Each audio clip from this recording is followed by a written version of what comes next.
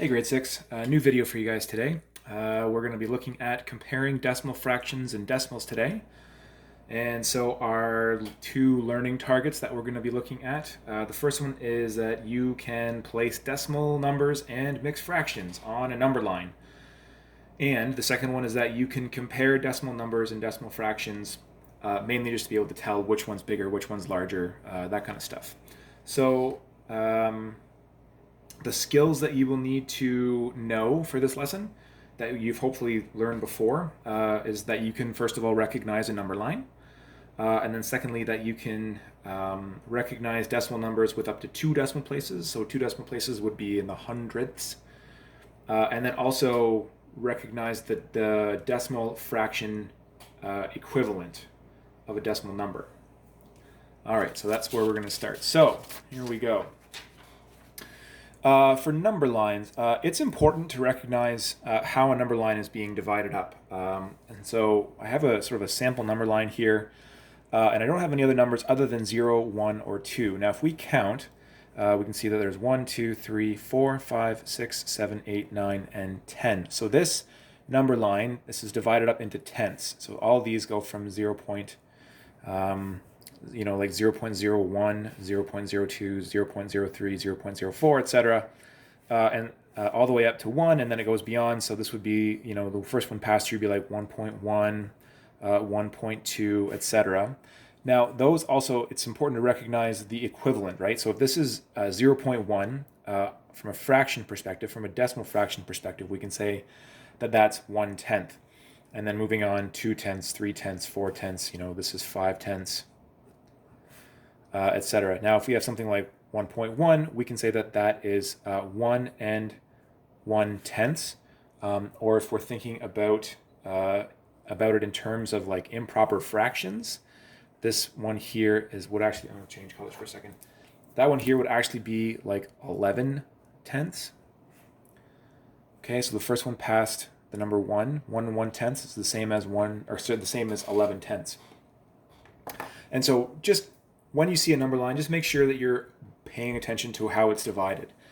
The second thing is that we want to start focusing on the relationship between decimal numbers and decimal fractions. And so we see there a couple of examples. We have 6 over 10 is the same thing as 0.6.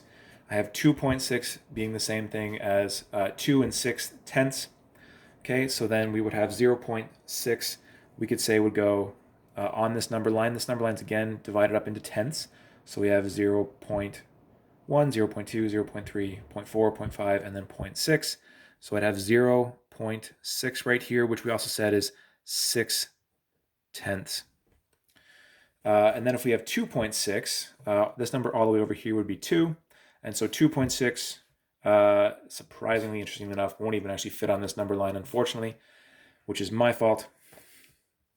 And then if we have 11 over 10 here, we set up here that this was the same thing as 1 and 1/10. So make sure that you are able to convert over to either a mixed number with a whole number and a decimal fraction, or putting something in decimal notation, so it's 1.1. So that would go over here, 1.1, or 1 and 1/10, or 11 over 10 in terms of it being an improper fraction. All right, so the next stuff to focus on is the relationship between decimal numbers and decimal fractions, but instead we'll go into the hundredths. Now I have a number line here that's split up in from 0 all the way to 0.3. So notice it's not the whole number 3, or the whole number 2, it's 0.10, or sorry, 0.10, 0.20, 0.30. And then I have a little dot marked here with a star over top of it.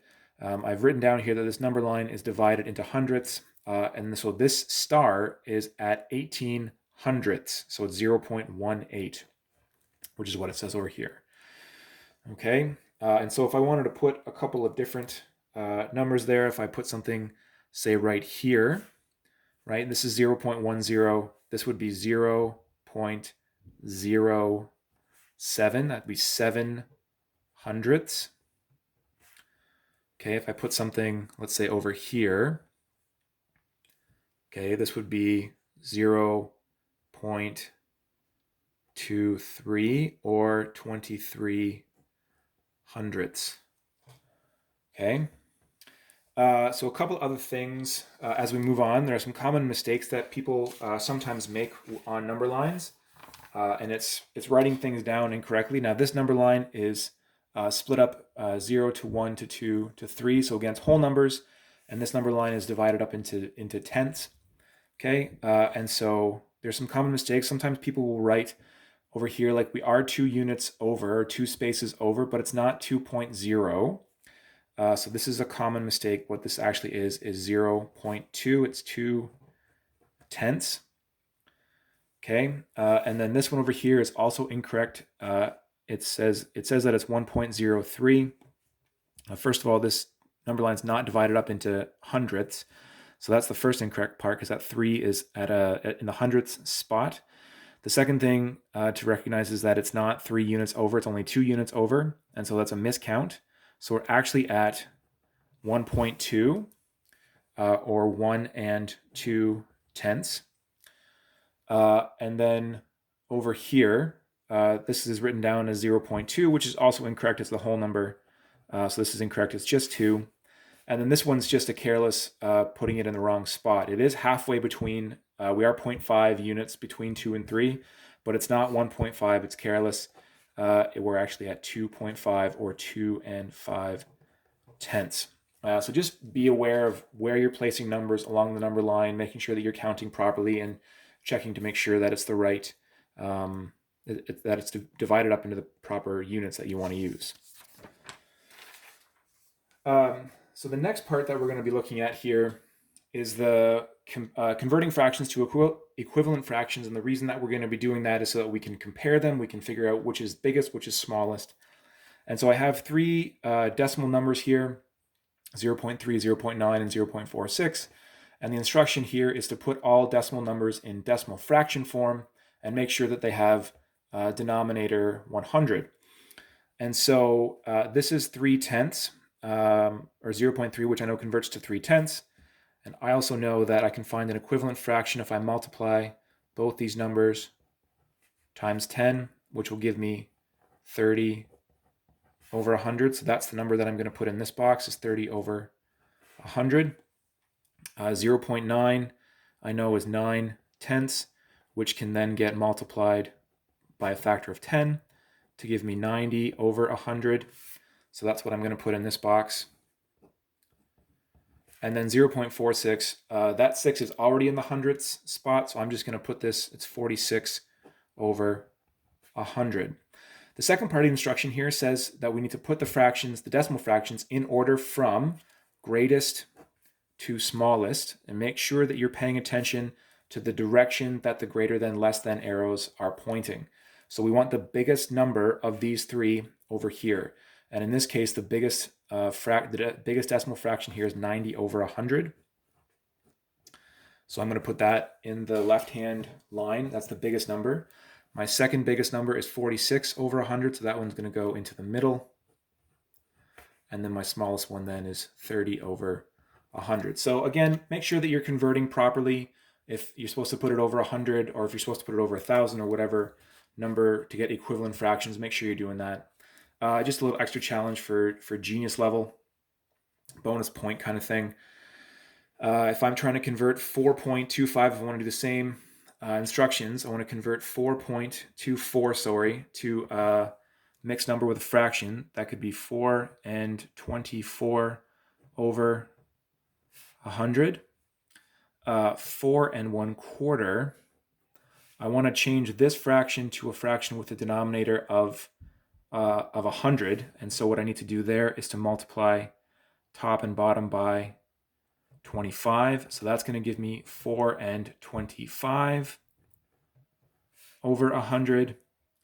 And then my last one, 4 and 1/5.